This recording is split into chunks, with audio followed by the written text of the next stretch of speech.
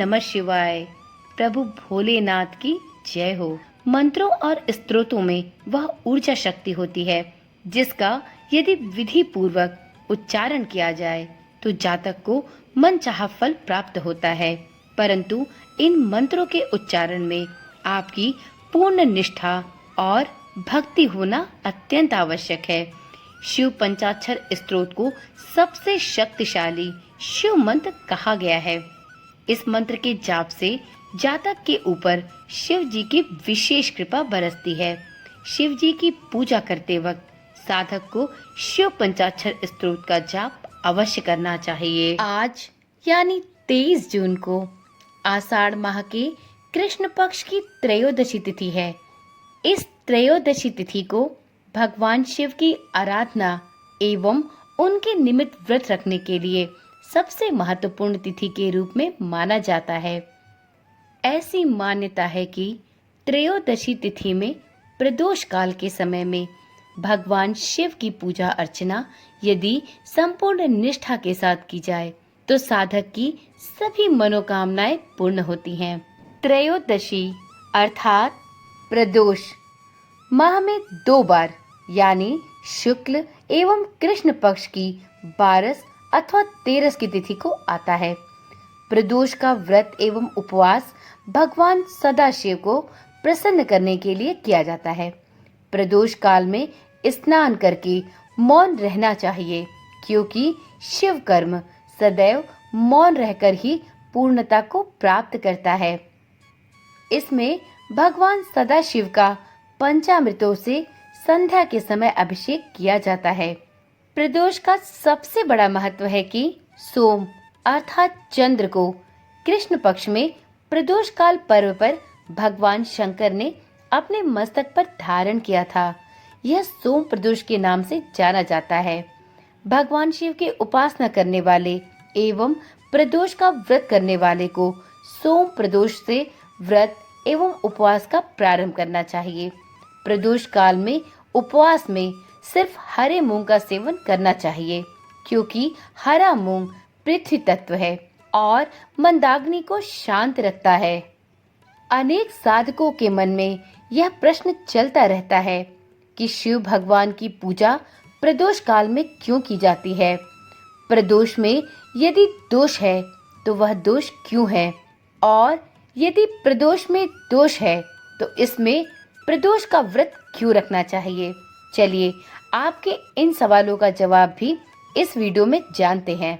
मित्रों, पौराणिक कथा अनुसार चंद्र का विवाह दक्ष प्रजापति की 27 नक्षत्र कन्याओं के साथ संपन्न हुआ, जिनमें रोहिणी अत्यंत सुंदर थी एवं चंद्र का रोहिणी पर अधिक स्नेह देख शेष कन्याओं ने अपने पिता दक्ष से अपना दुख प्रकट किया। दक्ष स्वभाव से ही क्रोधी प्रवृत्ति के थे और उन्होंने क्रोध में आकर चंद्र को श्राप दिया कि तुम क्षय रोग से ग्रस्त हो जाओगे। शनैः शनैः चंद्रदेव क्षय रोग से ग्रसित होने लगे और उनकी कलाएं छिड़ होना प्रारंभ हो गई। नारद जी ने उन्हें मृत्युंजय भगवान आशुतोष की आराधना करने को कहा। तत्पश्चात दोनों ने भगवान आशुतोष की आराधना प्रारंभ की। चंद्र अपने जीवन की अंतिम सांसें गिन रहे थे कि भगवान शंकर ने प्रदोष काल में चंद्र को पुनर्जीवन का वरदान देकर उन्हें अपने मस्तक पर धारण कर लिया। अर्थात चंद्र मृत्यु तुल्य होते हुए भी मृत्यु को प्राप्त नहीं हुए। पुनः धीरे धीरे चंद्र स्वस्थ होने लगे और पूर्णमासी पर पूर्ण चंद्र के रूप में प्रकट हुए। प्रदोष में दोष यही था कि चंद्र क्षय रोग से पीड़ित होकर मृत्यु तुल्य कष्टों को भोग रहे थे। प्रदोष में दोष होने के बाद भी प्रदोष व्रत इसलिए किया जाता है कि भगवान शिव ने उस दोष का निवारण कर उन्हें पुनः जीवन प्रदान किया। अतः हमें उस शिव शंकर की आराधना अवश्य करनी चाहिए जिन्होंने मृत्यु तक पहुँचे हुए चंद्र को भी पुनर्जीवन का वरदान दिया और अपने मस्तक पर धारण किया था। सूर्य के मकर राशि में प्रवेश के बाद शिव महारात्रि का आगमन होता है।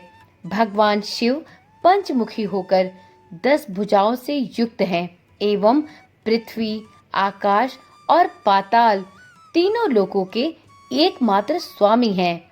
शिव का रूप ज्योतिर्मय भी है और एक रूप भौतिकी शिव के नाम से जाना जाता है, जिसकी हम सभी आराधना करते हैं। भौतिकी शिव के रूप की वैदिक रीति से अभिषेक एवं स्तोत्रों अर्थात मंत्रोच्चारण द्वारा आराधना की जाती है।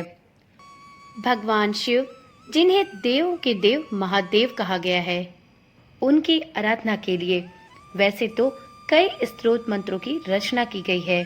इन्हीं स्तोत्र मंत्रों में एक है श्री शिव पंचाक्षरी स्तोत्र मंत्र। शिव पंचाक्षरी स्तोत्र मंत्र को सबसे पहले अस्तित्व में आने वाला स्तोत्र मंत्र कहा जाता है। ओम नमः शिवाय, जय श्री कृष्णा।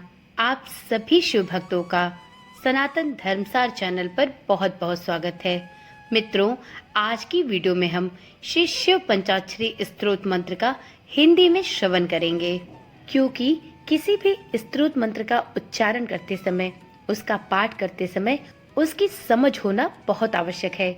यदि आप बिना सोचे समझे, बिना अर्थ को जाने किसी स्तोत्र मंत्र का पाठ करते हैं तो वह आपके हृदय में उसी प्रकार से समाहित नहीं हो पाता जिस प्रकार से बिना ध्यान लगाए भगवान की भक्ति नहीं प्राप्त होती। तो चलिए आज की वीडियो में हम श्री शिव पंचाक्षरी स्तोत्र मंत्र का श्रवण हिंदी में करते हैं। वीडियो में सबसे पहले जानते हैं कि शिव पंचाक्षरी स्तोत्र को पढ़ने की सही विधि क्या है। मित्रों, प्रातः काल सबसे पहले आप स्नान आदि करके निवृत्त हो जाएं।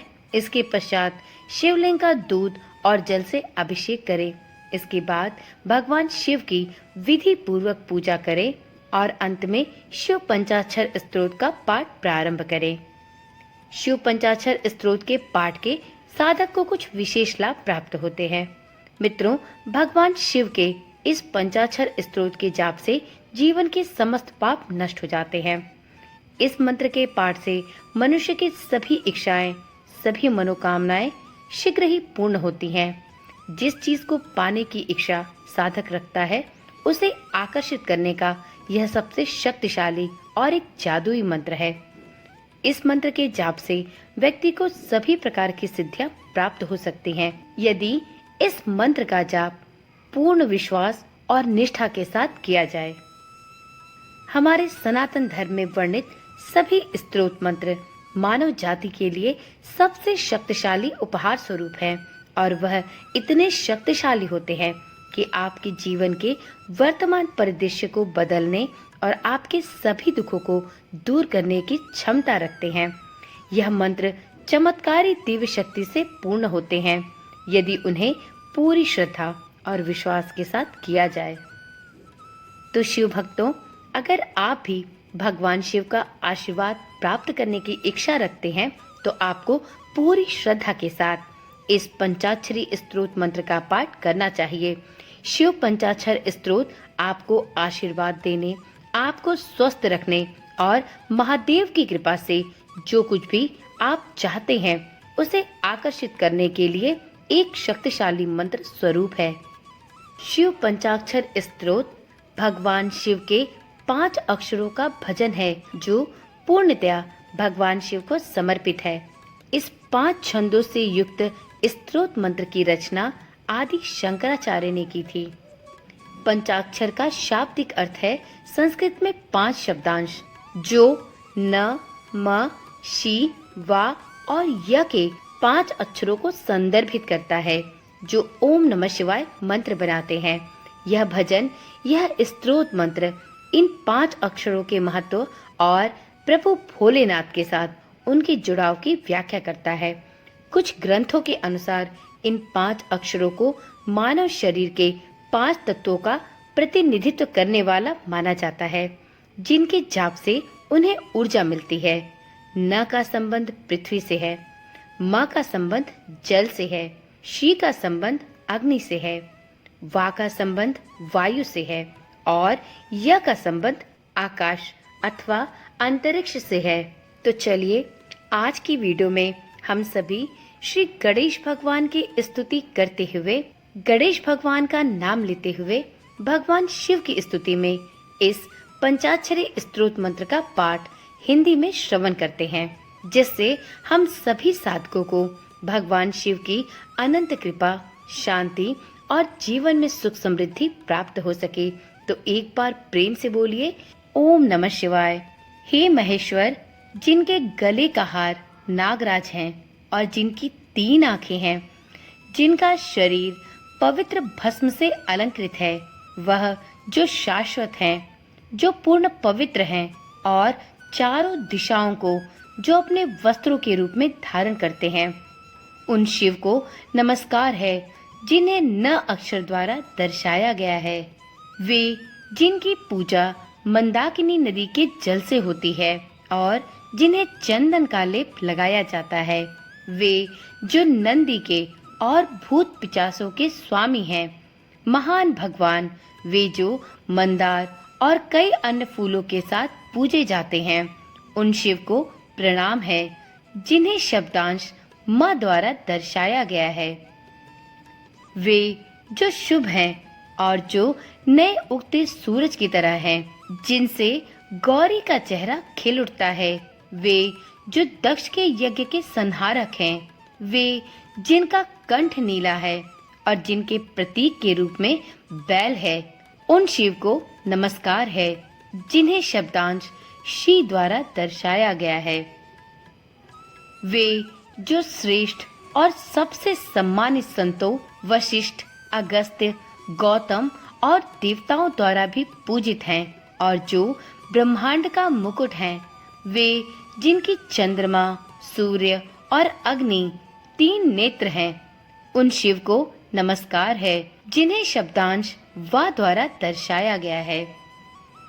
वे जो यज्ञ का अवतार हैं और जिनकी जटाएं हैं, उनके हाथ में त्रिशूल है और जो शाश्वत हैं।